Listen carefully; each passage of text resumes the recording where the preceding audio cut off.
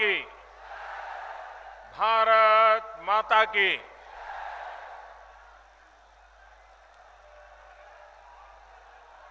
महात्मा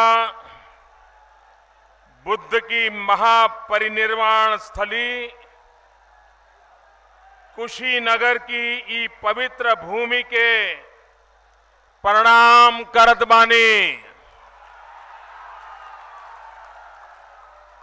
सब काम धाम, खेती बाड़ी, जोतनी बोवनी छोड़ के रउआ लोग इतनी बड़ी संख्या में यहां आयल बीड़ी ई देख के हमारा मन गदगद हो गईल बा। आप लोगन के भी प्रधान सेवक का नमस्कार। ये भगवान बुद्ध का धरती है, भगवान महावीर का ये धरती है। भारत सहित पूरी दुनिया के यह धरती शांति अहिंसा के उपदेश दिहलस।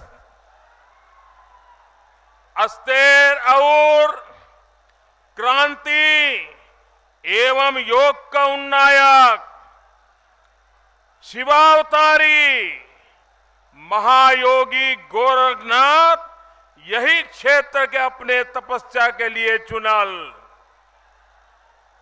महान संत कबीर यही क्षेत्र में चिर शांति पवला। यह भूमि पर दुनिया में सबसे पहले लोकतंत्र का जन्म भइल।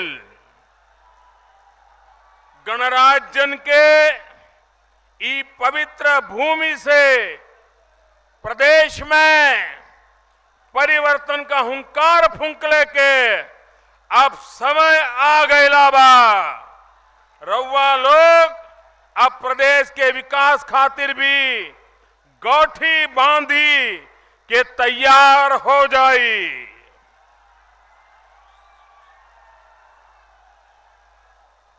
मंच पर विराजमान श्रीमान ओम जी, प्रदेश के उत्साही लोकप्रिय नौजवान अध्यक्ष श्री केशव प्रसाद मौर्य जी,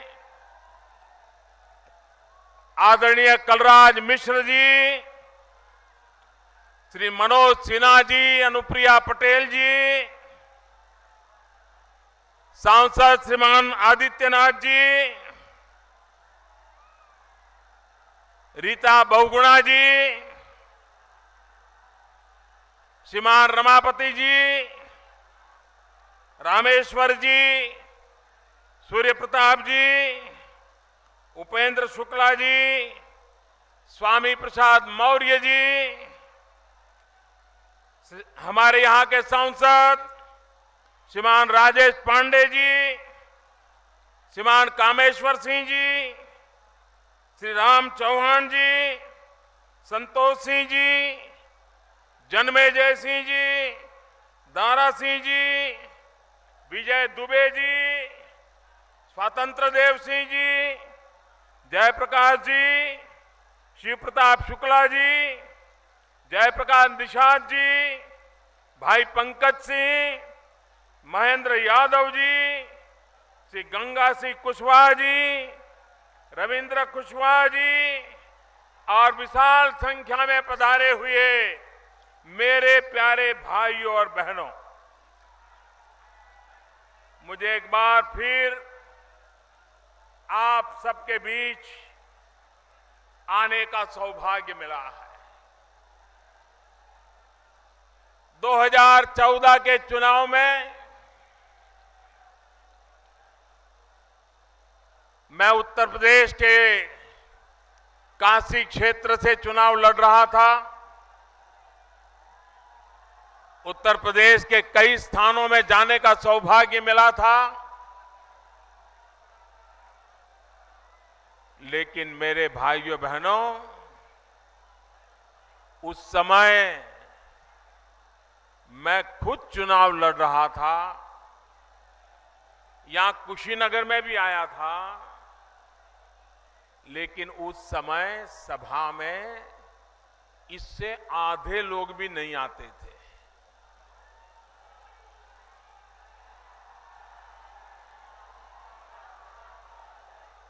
और माताएं बहनें तो कभी नहीं आती थी। आज इतनी बड़ी तादाद में माताएं बहनें मुझे आशीर्वाद देने आई हैं। इतनी बड़ी विशाल जनसभा मुझे आशीर्वाद देने आई है। माताएं बहनें भाइयों बहनों, मैं आप सबको सर झुकाकर नमन करता हूं, आपका अभिनंदन करता हूं। और आपने मुझ पर जो ये विश्वास जताया है, आपके आशीर्वाद से, आपके विश्वास से कभी मैं चोट नहीं पहुंचने दूंगा, आंच नहीं आने दूंगा।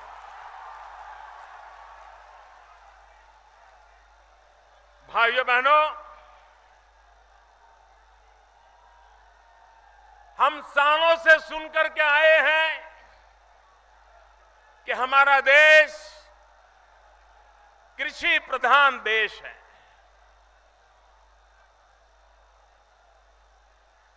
अगर भारत में गांव, गरीब, किसान, उसके जीवन में अगर हमने बदलाव लाया होता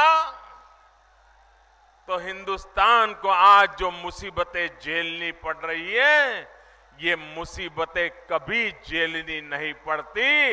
ये हमारा गांव ताकतवर होता, हमारा किसान ताकतवर होता, तो वो हिंदुस्तान की समस्याओं को दूर करने के लिए सबसे पहले खड़ा हुआ होता। और इसलिए भाइयों बहनों, आज जो दिल्ली में सरकार बैठी है, ये सरकार पूरी तरह गरीबों को समर्पित है। ये सरकार गांव को समर्पित है। ये सरकार किसानों को समर्पित है। ये सरकार दलित, पीड़ित, शोषित, वंचित, इन सभी हमारे समाज के लोगों को समर्पित है, उनका कल्याण करना चाहता।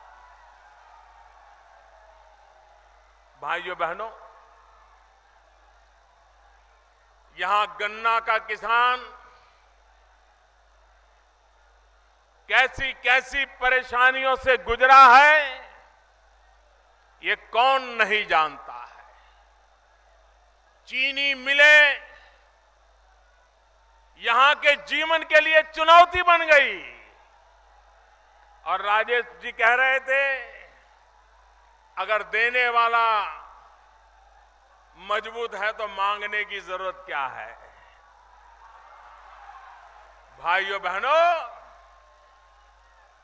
मैं भी आप ही के जैसा हूं। ये जमाना चला गया जब सरकार में बैठे हुए लोग ये मानते थे कि वो देने वाले बन गए हैं। हम तो सेवक हैं, सेवक आपकी सेवा करने के लिए आए हैं। आपका कष्ट हमारा कष्ट है। आपकी कठिनाइयों को दूर करना ये हमारी जिम्मेवारी है। सेवा भाव से करना हमारी जिम्मेवारी है। भाइयों बहनों, अगर देने वाला कोई है तो देशवासी है। भाइयों बहनों, जनता जनार्दन देने वाली होती है। और आपने मुझे इतना दिया है, इतना दिया है, मैं तो कर्ज चुकाने आया हूं। भाइयों बहनों, कर्ज चुकाने आया।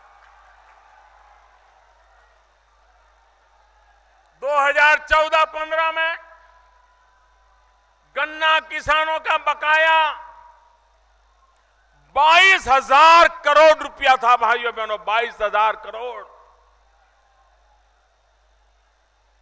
और लोगों को ऐसी आदत हो गई थी कि भाई इसके बिना ठीक है, आया तो आया, नहीं आया तो नहीं आया, इसी से गुजारा कर लो। लोग नाराजगी भी व्यक्त नहीं करते थे, सिर्फ हाथ जोड़ के विनती करते रहते थे। चीनी मालिकों को कह रहते थे कि जरा भुगतान कर दो। लखनऊ में सरकार को परवाह नहीं होती थी, उसको तो लगता था कि चुनाव आएंगे, कुछ इधर उधर का बांट देंगे तो गाड़ी चल जाएगी। लोग सहने के आदी हो गए थे। जब दिल्ली में सरकार बनी, उत्तर प्रदेश के लोगों ने मुझे इतना बड़ा सेवा का अवसर दिया। हमने तय किया कि गन्ना किसानों की चिंता करेंगे। भाइयों बहनों, 2014-15 के 22,000 करोड़ बकाया था, अब शायद मुश्किल से उंगली से गिन सके इतना बचा होगा। बाकी सारी बातें किसान के घर तक पहुंचा दी। मेरे पास चीनी वाले आए थे, वो कह रहे थे साहब दाम कम हो गया है, चीनी का कारखाना चलाना मुश्किल हो गया है, हमें पैकेज दे दो। मैंने कहा पैकेज लेने की आपकी आदत पुरानी है, लेकिन मोदी नया है।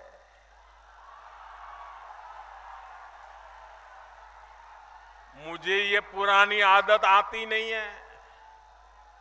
तो पहली मीटिंग में मैंने कहा जो मांगो देने को तैयार हूं, तो बड़े खुश होकर के गए। फिर मैंने धीरे से अफसरों को भेजा और मैंने कहा कि जरा मुझे सूची दो, कौन कौन गन्ने किसान का कितना पैसा बकाया है, उसकी जरा सूची दो। तो चीनी मिल के लोग जरा कांपने लग गए। फिर दोबारा मिलने आए। मैंने कहा पैकेज मिलेगा, लेकिन कारखाने के मालिक को नहीं मिलेगा, हमें सूची दे दो। गन्ना किसान का जो बकाया है सीधा सीधा उसके बैंक अकाउंट में जमा करेंगे, आपको बीच में नहीं आने देंगे। तो वो कहने लगे नहीं नहीं साहब पैकेज नहीं चाहिए, यहां तक कहने लग गए पैकेज नहीं चाहिए। भाइयों बहनों, सरकार ने फैसला किया गन्ना किसानों का बकाया है, उसका पैकेज चीनी मालिकों को नहीं दिया जाएगा, गन्ना किसानों के खाते में जमा होगा। और जिन जिन लोगों ने बैंक का खाता खुलवाया उसका तुरंत फायदा उनको मिल गया, उनके खाते में सीधा पैसा जमा हो गया, कोई बिचौलिया बीच में नहीं आया। भाइयों बहनों, चीनी मिले चले, गन्ना किसान को उसकी मेहनत का पैसा मिले, इसके लिए हमारी भरपूर कोशिश है। लेकिन इसके लिए एक के बाद एक कदम उठाने पड़ते हैं। हमने कदम उठाया कि जब चीनी का दाम कम हो जाता है दुनिया में, तो चीनी मिलें बंद हो जाती हैं। चीनी मिलें बंद हो जाए तो गन्ना किसान का गन्ना कोई खरीदता नहीं है, और खरीदता है तो 3 महीने 4 महीने के बाद खरीदता है, और तब उसका वजन कम हो जाता है। वजन कम हो जाता है तो किसान तो घाटे में ही चला जाता है। ये खेल चलता रहता है और बेचारा किसान चुपचाप सहन करता रहता है। हमने तय किया अगर दुनिया में चीनी का दाम इधर उधर हो गया तो हम हिंदुस्तान के चीनी के कारखाने में चीनी नहीं बनाएंगे तो इथेनॉल बनाएंगे। इथेनॉल बना करके पेट्रोल डीजल की जगह पर उसको उपयोग करेंगे, गाड़ी चलाने के लिए उसको जलाएंगे, लेकिन किसान का गन्ना नहीं जलने देंगे। और चीनी मिलों को इथेनॉल बनाने के लिए मजबूर किया। जिनके पास प्लांट नहीं थे उनको कहा है प्लांट लगाओ। चीनी का दाम गिर जाता है तो चीनी मत बनाओ, इथेनॉल बनाओ, और पेट्रोल की जगह पर इथेनॉल उपयोग करो, डीजल की जगह पर इथेनॉल उपयोग करो, लेकिन गन्ने के किसान को मरने नहीं दिया जाएगा। यह काम हमने करके दिखाया भाइयों बहनों।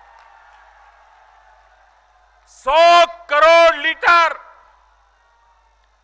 अब तक का हिंदुस्तान का रिकॉर्ड है कि भारत ने 100 करोड़ लीटर इथेनॉल बना करके गाड़ियों में उसका उपयोग किया। उसके कारण जो विदेशों से तेल लाना पड़ता है उसमें हम कुछ बचत कर पाए, इधर गन्ना के किसान को भुगतान कर पाए। भाइयों बहनों, समस्याएं आती है, लेकिन समस्याओं के रास्ते भी खोजे जा सकते हैं। ये सरकार ऐसी है जो समस्याओं को भी सामना करने के लिए हर पल तैयार रहती है, जनता जनार्दन के साथ खड़े रह करके चलती है। भाइयों बहनों, मैं हमेशा कहता हूं, उत्तर प्रदेश का भला तब तक नहीं होगा जब तक उत्तर प्रदेश का पूर्वी उत्तर प्रदेश उसका विकास नहीं होगा। पूर्वी उत्तर प्रदेश का विकास होना चाहिए, और विकास करने के लिए रेल का काम हो, रोड का काम हो, इसके लिए भारत सरकार अरबों खरबों रुपए लगा रही है। हमारे मनोज सिन्हा जी रेल मंत्री दिन रात लगे हुए हैं कि रेल में विकास उत्तर प्रदेश में कैसे हो, उत्तर प्रदेश के लोगों को कैसे लाभ मिले। पूर्वी उत्तर प्रदेश में कोई बीमार हो जाए तो कहां जाए, कब पहुंचे, अच्छी अस्पताल नहीं। भारत सरकार ने निर्णय किया गोरखपुर के अंदर एम्स का अस्पताल लगा देंगे, और उस पूरे इलाके के भाग्य को बदलने के लिए, उनको आरोग्य की सुरक्षा देने के लिए हम काम करेंगे। फर्टिलाइजर का कारखाना, उसको चालू करने का हमने निर्णय किया। एक जमाना था, भैया बहुत बहुत प्यार का, आपका प्यार सर आंखों पर, भैया आपका प्यार सर आंखों पर।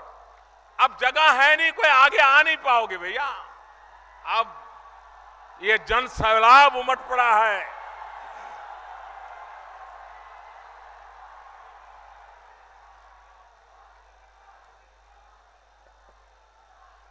भाइयों बहनों, हमने देखा है हमारे किसान को जब यूरिया चाहिए, यूरिया, किसान को रात रात यूरिया लेने के लिए कतारों में खड़े रहना पड़ता था। हड्डियां पिघल जाए ऐसी ठंड में रात रात कतार में खड़े रहना पड़ता था। लेकिन देश में कभी किसी को इसकी पीड़ा नहीं होती थी। और जब यूरिया लेने जाता था, पुलिस आकर के लाठीचार्ज करती थी, किसान को यूरिया नहीं मिलता था। मेरे भाइयों बहनों, 1 साल हो गया, आपने देखा होगा कहीं पर यूरिया के लिए रात को कतार नहीं लगानी पड़ती, कहीं पर यूरिया के लिए पुलिस को लाठी नहीं चलानी पड़ती। ये कैसे हुआ? ये जादू कैसे आया? भाइयों बहनों, रातों रात कोई यूरिया का कारखाना तो नहीं लग गया था। लेकिन क्यों नहीं मिलता था यूरिया? यूरिया की पैदावार नहीं थी क्या? यूरिया की पैदावार थी, यूरिया के कारखाने चलते थे, किसान को सब्सिडी भी मिलती थी। लेकिन यूरिया किसान के खेत में नहीं जाता था, केमिकल के कारखाने में चोर रास्ते से चला जाता था और केमिकल वालों को सस्ते में यूरिया मिल जाता था। उसमें से वो अपनी और चीजें बना करके बाजार में बेचते थे। फर्टिलाइजर फसल के लिए हुआ करता था। फर्टिलाइजर यूरिया ये उद्योगपतियों की भलाई के लिए उपयोग में आता था। हमने आकर के उसकी दवाई की, बड़ा अच्छा उपाय ढूंढ निकाला। हमने कहा हम यूरिया का नीम कोटिंग कर देंगे। जो नीम का पेड़ होता है, नीम की जो फली होती है, उसका तेल यूरिया पर लगा देंगे। उससे जो धरती माता है उसको भी अच्छा खुराक मिल जाएगा। और एक बार यूरिया पर नीम कोटिंग हो गया तो किसी भी केमिकल के लिए वो यूरिया बेकार हो गया। और इसलिए अब 100 ग्राम यूरिया भी केमिकल के कारखाने में नहीं जाता है। जितना यूरिया पैदा होता है किसान के खेत में जाता है। बताइए भाइयों बहनों, चोरी बंद हुई कि नहीं हुई? बेईमानी बंद हुई कि नहीं हुई? काला बाजारी बंद हुई कि नहीं हुई? किसान को यूरिया मिला कि नहीं मिला? भाइयों बहनों, क्या इसका ज्ञान पहले नहीं था क्या? पहले की सरकारों को भी इसका ज्ञान था, कागज पे सब लिखा हुआ है।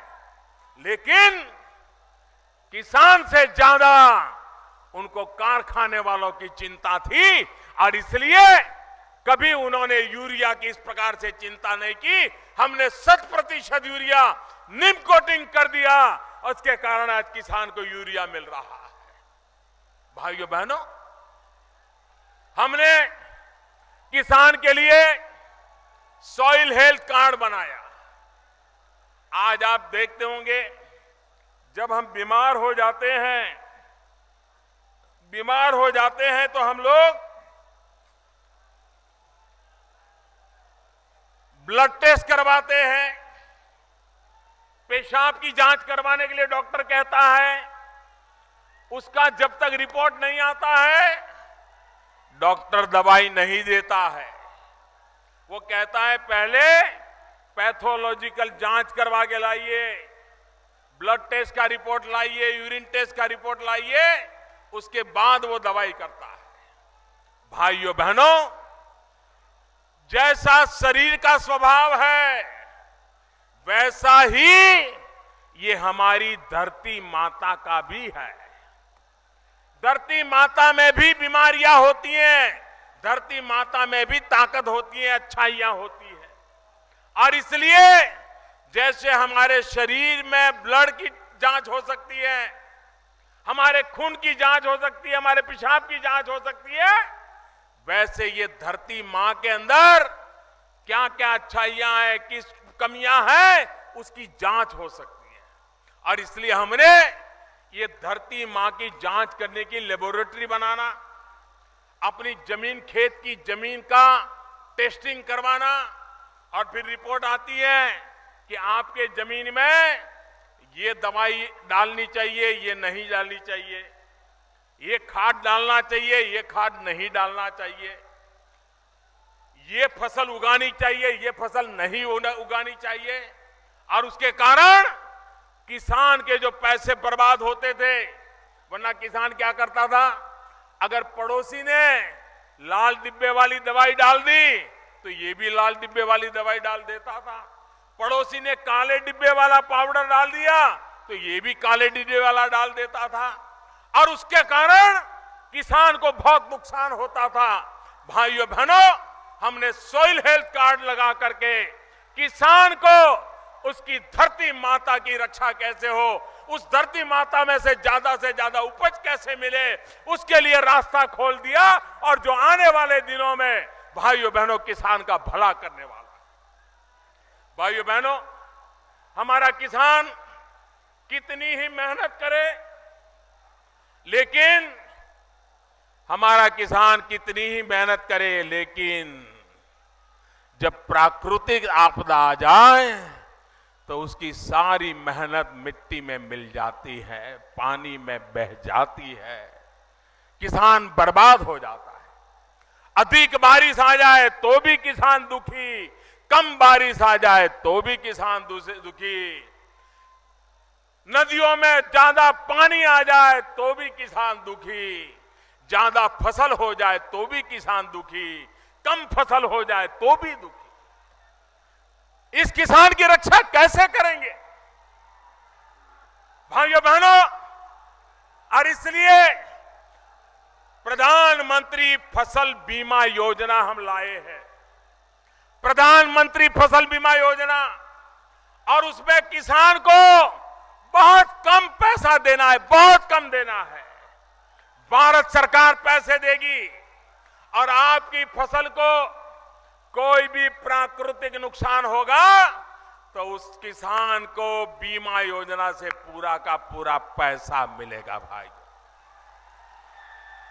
इतना ही नहीं, आपने तय किया हो कि जून महीने में बुआई करनी है, लेकिन बारिश नहीं आई। आपने सोचा जुलाई में करेंगे, फिर भी बारिश नहीं आई। आपने सोचा अगस्त में करेंगे, फिर भी बारिश नहीं आई। पानी नहीं आया तो बुआई कहां करोगे? और बुआई नहीं की तो फसल कहां होगी? और फसल नहीं होगी तो फसल बर्बाद भी कैसे होगी? तो ऐसी स्थिति में किसान क्या करेगा? जिसकी बुआई नहीं हुई उसको तो फसल नहीं आनी, तो फसल बीमा लगना नहीं है। पहली बार देश में दिल्ली में ऐसी सरकार बैठी है, इसने ऐसा प्रधानमंत्री फसल बीमा योजना लाए हैं कि प्राकृतिक आपदा के कारण अगर बुआई नहीं हुई तो भी उसका हिसाब लगाकर उसको मिनिमम बीमा का पैसा दिया जाएगा। भाइयों बहनों, कभी हमारा किसान अच्छी फसल हो, खुशी मना रहा हो, खेत में फसल काट करके खलिहान में बड़ा ढेर किया है अपनी किसानी पैदावार का, अब वो इंतजार कर रहा है कि कोई ट्रैक्टर मिल जाए और ट्रैक्टर में सामान रख करके बाजार में मंडी में जाकर के बेच करके आ जाऊंगा। अब उसको ट्रैक्टर आने में देर हो गई, 2-4 दिन 5 दिन, ट्रक आने में देर हो गई, मंडी सामान पहुंचाने में मुश्किल हो गया और अचानक बारिश आ गई। सारी फसल तैयार है, खेत में ढेर पड़ा है, फसल का बीमा कहां से मिलेगा? क्योंकि सब पूरा हो गया था। यह दिल्ली में ऐसी सरकार है जो किसानों की चिंता करने वाली सरकार है। हमने प्रधानमंत्री फसल बीमा में योजना बनाई कि फसल की कटाई के बाद जो फसल का ढेर है, अगर 15 दिन के भीतर भीतर कोई प्राकृतिक आपदा आ गई और किसान का नुकसान हो गया तो उसका बीमा भी मिलेगा। भाइयों बहनों, आप मुझे बताइए भाइयों, बुआई से लेकर के कटाई तक हर परिस्थिति में बीमा देने की ताकत ये दिल्ली में बैठी हुई सरकार लेकर के आई है।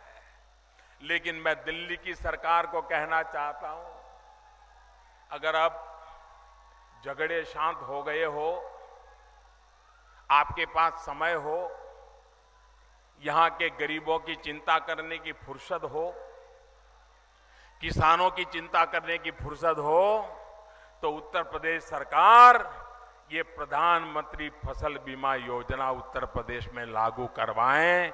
यहां के किसानों को जरा लाभ मिले। खर्चा दिल्ली सरकार करने को तैयार है, काम करने के लिए उत्तर प्रदेश की सरकार कुछ करे। मुझे नहीं लगता है कर पाएंगे, उनको इसमें इंटरेस्ट ही नहीं है। भाइयों, समस्याओं का समाधान करने में इंटरेस्ट नहीं है। भाइयों बहनों, आप बताइए, यहां की हमारी गंडक नहर, कितनी लंबी गंडक नहर है, लेकिन उसके तलहटी में सारा मिट्टी भरी पड़ी है और उसके कारण पानी की संग्रह क्षमता कम हो गई है और कैनाल के आखिर में पानी पहुंचता ही नहीं है। पानी दिखता है, फिर भी किसान का खेत सूखा है। भाइयों बहनों, हम कह कह करके थक गए इन सरकारों को। उत्तर प्रदेश सरकार को कह कह कर थक गए कि मनरेगा के पैसे हम दे रहे हैं, अब मनरेगा से इस गंडक की नहर जो है उसको जरा मिट्टी निकलवाइए ताकि पानी मेरे किसानों को पहुंचे। उनको ये करने की भी फुर्सत नहीं। आप मुझे बताइए भाइयों, क्या ये कूड़ा कचरा निकालना वो कोई राजनीति है क्या? राजनीति है क्या? ये कूड़ा कचरा निकालोगे तो किसान का भला होगा कि नहीं होगा? अगर नहर साफ होगी तो किसान का भला होगा कि नहीं होगा? लेकिन भाइयों बहनों, ये ऐसे राजनीतिक प्रकृति के लोग हैं कि उनको कूड़ा कचरा निकालना ही नहीं है। उनको सब जगह पे कूड़े कचरे में ही मजा आता है। अभी पिछले दिनों हमने एक निर्णय किया भ्रष्टाचार के खिलाफ, काले धन के खिलाफ 500 और 1000 की नोट बंद कर दी।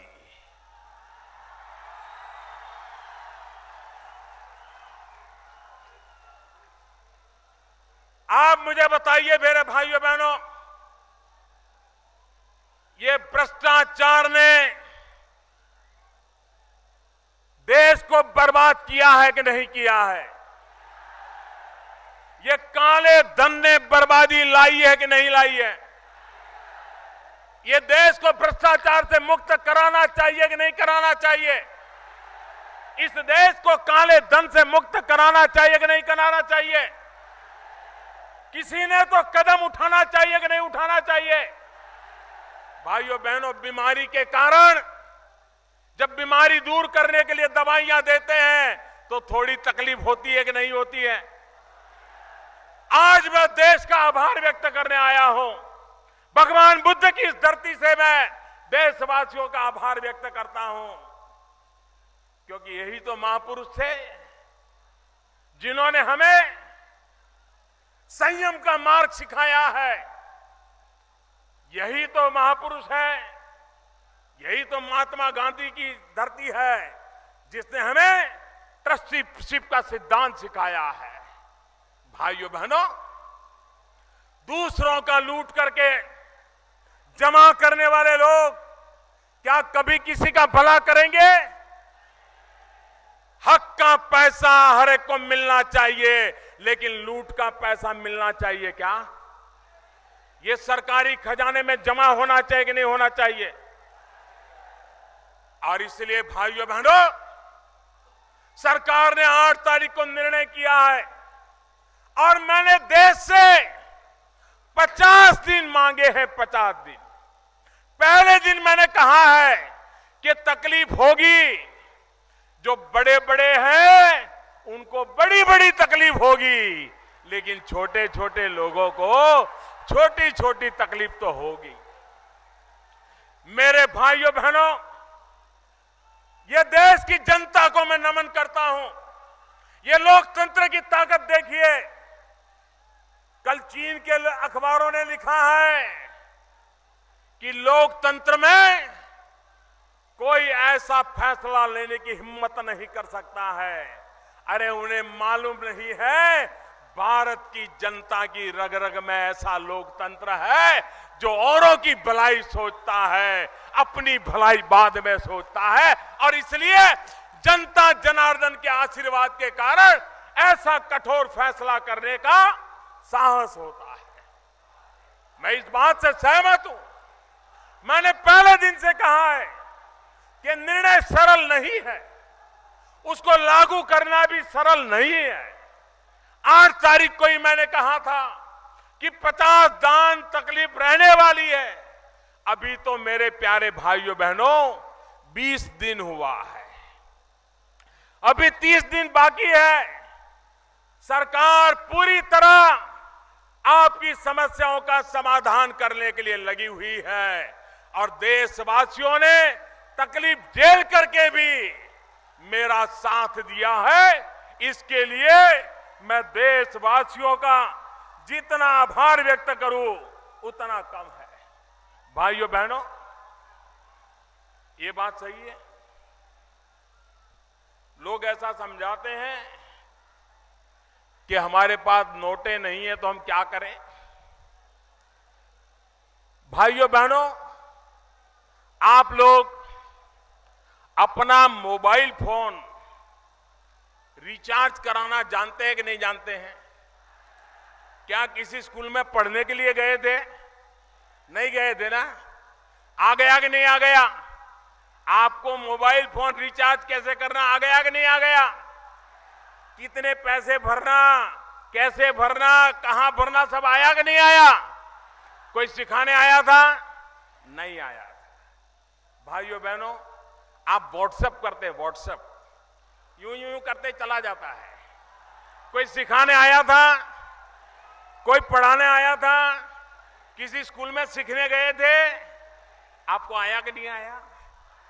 आज भाइयों बहनों, टेक्नोलॉजी इतनी सरल है कि यहां आप लोग फोटो निकालते हैं और यहीं से अपने दोस्तों को फोटो भेज रहे हैं। भेज रहे हो ना? मैं देख रहा हूं सब लोग फोटो निकाल रहे, भेज रहे हो ना? जितनी आसानी से आप अपने मोबाइल फोन से फोटो भेज सकते हो, व्हाट्सएप भेज सकते हो, अपने मोबाइल फोन का अकाउंट रिचार्ज करा सकते हो, उतनी ही आसानी से बैंक में अगर आपका खाता है, बैंक में अगर आपका पैसा है, तो आप मोबाइल फोन से जो भी खरीदना हो खरीद सकते हो, जो भी लेना हो ले सकते हो। आज आपका मोबाइल फोन, ये आपका मोबाइल फोन यही आपके बैंक की ब्रांच बन गया है। आपके हथेली में आपकी अपनी बैंक बन गई है।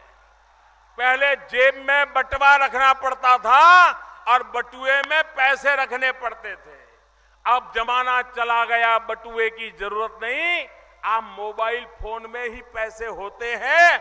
दुकानदार के पास जाइए और उसको बताइए कि भाई बताइए, मेरे पास ये बैंक का ऐप है, मैं आपके यहां से 20 रुपये का सामान लेना चाहता हूं, मैं मोबाइल फोन से पैसे दूंगा। वो कहेगा हाँ हाँ दे दीजिए, तुरंत उसके मोबाइल में 1 सेकंड में पैसा चला जाएगा, आपको 20 रुपये का माल मिलेगा। भाइयों बहनों, आज हमारे देश में आधे से अधिक लोग जो रेलवे में जाते हैं वो खुद जाकर के पैसे देकर के टिकट नहीं लेते, ऑनलाइन टिकट लेते हैं। उनके पैसे वापस आते हैं तो ऑनलाइन आ जाते हैं।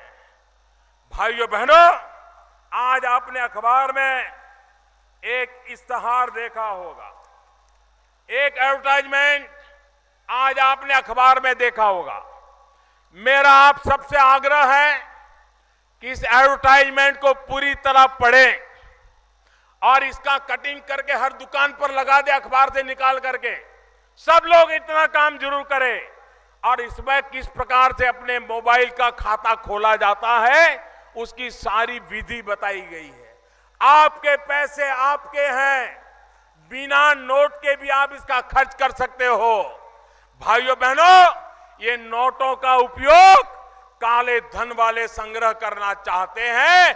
हम काले धन वालों को सफल होने देना नहीं चाहते हैं, हम भ्रष्टाचारियों को सफल होने देना नहीं चाहते। और इसलिए भाइयों बहनों, मुझे आगे के भी उनके रास्ते बंद करने हैं। आज के अंग्रेजी अखबारों में भी इसका एडवर्टाइजमेंट छपा हुआ है, आज के हिंदी अखबारों में भी ये इश्तहार छपा हुआ है। मेरा आप सबसे आग्रह है, और यहां जो भारतीय जनता पार्टी के कार्यकर्ता है वो अखबार से कटिंग निकाल करके हर दुकान के बाहर एक बोर्ड पे लगा दें, और ऐसे इश्तहार रोज आते जाएंगे। स्टेट बैंक ऑफ इंडिया की ऐप है, सरकार की ऐप है, आपको सिर्फ अपने मोबाइल फोन पर उस ऐप को डाउनलोड करना है, आपके गांव के मोहल्ले के व्यापारी को डाउनलोड करना है, सीधा आपका पैसा बैंक से चला जाएगा। जो सामान खरीद सकते हैं खरीद सकते हैं, 1 रुपये के बिना कोई काम अटकने वाला नहीं है। यह व्यवस्था मौजूद है भाइयों। और इसलिए मुझे आपसे मदद चाहिए। मेरी विशेष पढ़े लिखे नौजवानों से आग्रह है, सरकारी मुलाजिमों से आग्रह है कि आप भी अपने अड़ोस पड़ोस में जिसके पास भी मोबाइल फोन है उसको जरा सिखाइए कि किस प्रकार से मोबाइल फोन से कारोबार किया जा सकता है। आप देखिए, ये जो सारी चर्चाएं हैं आप खुद उसको 1 मिनट में बंद करवा सकते हैं। और देशवासियों ने सहयोग दिया है, हमारे पास रास्ते भी है, उस रास्तों पर चलेंगे। देश में कभी भ्रष्टाचार दोबारा आने की हिम्मत नहीं करेगा भाइयों। देश में दोबारा काला धन पैदा होने की जरूरत नहीं पड़ेगी। देश में नोटें छाप छाप करके ढेर करने की जरूरत नहीं पड़ेगी और नोटों के बंडल किसी को बिस्तर के नीचे छिपाने की नौबत नहीं आएगी। भाइयों बहनों, एक तरफ में भ्रष्टाचार का, भाइयों बहनों, एक तरफ सरकार, एक तरफ हम सब भ्रष्टाचार के सारे रास्ते बंद करने में लगे हैं, काले धन के सारे रास्ते बंद करने में लगे हैं और दूसरी तरफ भारत बंद करने में लगे हैं। आप मुझे बताइए, भ्रष्टाचार का रास्ता बंद होना चाहिए कि भारत बंद होना चाहिए? पूरी ताकत से बताइए, भ्रष्टाचार का रास्ता बंद होना चाहिए कि भारत बंद होना चाहिए? भ्रष्टाचार का रास्ता बंद होना चाहिए कि भारत बंद होना चाहिए? काला धन का रास्ता बंद होना चाहिए कि भारत बंद होना चाहिए? काले धन का रास्ता बंद होना चाहिए कि भारत बंद होना चाहिए? काले धन का रास्ता बंद होना चाहिए कि भारत बंद होना चाहिए? भाइयों बहनों, सिर्फ और सिर्फ गरीब के लिए ये फैसला मैंने लिया। 70 साल तक जो लूटा है उसको निकालना है और गरीब का घर बनाना है। 70 साल तक लूटा है, किसान के खेत में पानी पहुंचाना है। 70 साल तक लूटा है, उन पैसों को निकाल करके गरीब की झोपड़ी में बिजली का तार पहुंचाना है। 70 साल तक लूटा है, उन पैसों से गरीब बच्चों की पढ़ाई करवानी है। 70 साल तक जो लूटा है, उन पैसों को निकाल करके गरीब बुजुर्गों को दवाई दिलवानी है। भाइयों बहनों, ये जो कुछ भी निकलेगा ये सारा का सारा गरीबों की भलाई के काम आने वाला है। और इसलिए मेरे भाइयों बहनों, अब हम लूटने नहीं देंगे देश को। और मुझे विश्वास है भाइयों, जिस देश में 125 करोड़ देशवासियों के आशीर्वाद हो वहां पर काला धन का खात्मा संभव है, भ्रष्टाचार का खात्मा संभव है। भाइयों बहनों, देश अच्छी दिशा में जाने के लिए तैयार बैठा है और मुझे विश्वास है कि देश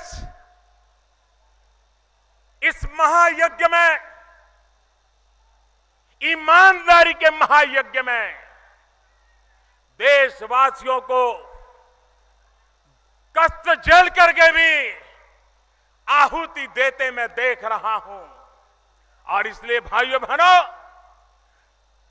आने वाले दिनों में देश इस बात को स्वीकार करेगा कि फैसला कठोर था लेकिन भविष्य उज्जवल है।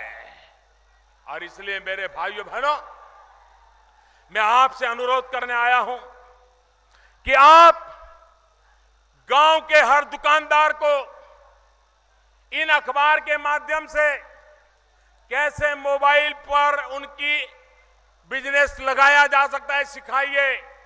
आप स्वयं कम से कम 10 परिवार, 15 परिवार उनको सिखाइए। बिना पैसे सारा कारोबार चलाने की दिशा में सारी दुनिया चल पड़ी है, हम पीछे रह गए भाइयों, हम पीछे रह गए। अब हिंदुस्तान पीछे नहीं रह सकता। आप मुझे बताइए, आप मेरी मदद करेंगे? दोनों हाथ ऊपर करके मुझे आशीर्वाद दीजिए। आप मेरी मदद करेंगे, आपके आशीर्वाद रहेंगे, ये परिवर्तन आके रहेगा, भ्रष्टाचार जाके रहेगा, काला धन जाएगा। भाइयों बहनों, आपका भविष्य बन जाएगा। आपके आशीर्वाद के लिए मैं आपका बहुत बहुत आभारी हूं। धन्यवाद।